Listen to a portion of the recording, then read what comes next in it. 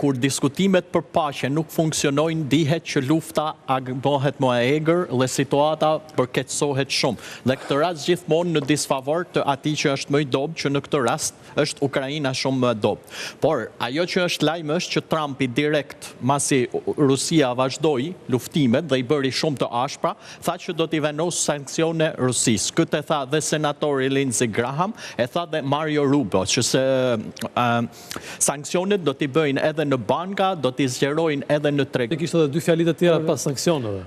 Fjalia tjetër tha që problemi i madh nuk është Moska, është Kievi, tha, dhe dyta fjalia që ishte më e çuditshme, tha që Putini tha në Ukrainë, tha po bën atë që çdo njeri do bënte në Ukrainë.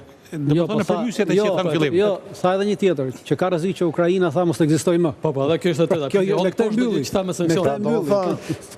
Ajo gjua e Trumpit është në disa parametra dhe në disa drejtime. Ajo që që ti zgjedh ato që ty ta kanë më shumë, po. Jo, në mënyrë absolute jo. E kuptoj. Nuk do të kapi ato më të mira. Unë do doja që ti ishte ashtu, që për shembull, ti po përfiton nga bisedimet e paqes, ti po përfiton zoti Putin sepse po i bjem Zelenskit nga bisedet e ndark, po heqim këtë, dhe ti vazhdon bombardon.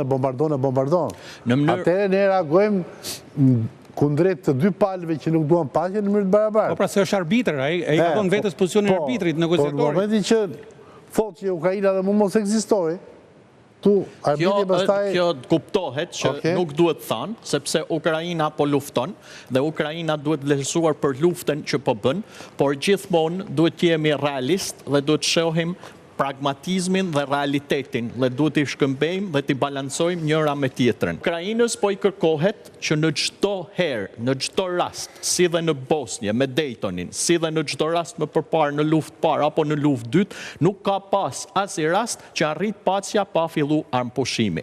Po me faktin që Trumpi po e bën biseden në Arabi Saudite, ai me një gur do të vrasin disa zësh, se në këtë rast po forcon dhe Arabinë Saudite dhe indirekt po i bën presion edhe Iranit. Nuk ka të bëjë kjo me forcimin e Arabisë Saudite. Arabia Saudite është zgjedhur partner për arsye se e pranojnë edhe rusët që të jetë partner. Është asnjëse. Zgjedhje e Trumpit. Është asnjëse. Arabia Saudite ka mbajtur $600 miliardë në Amerikë. Po me që 3 vjet ka mbajtur këtë lidhje me rusët. Pra Arabia Saudite ka qenë negociatori kryesor për shkëmbimin e robërve gjatë gjithë kohës, që nga fillimi i luftës deri më sot. Ka qenë asnjëse, përveç asaj që jam dakord. Është zgjedhur për këtë arsye, është zgjedhur për ta forcuar Arabinë Saudite. Shumë të asnjëse ka qenë përfshirë të dyja palët.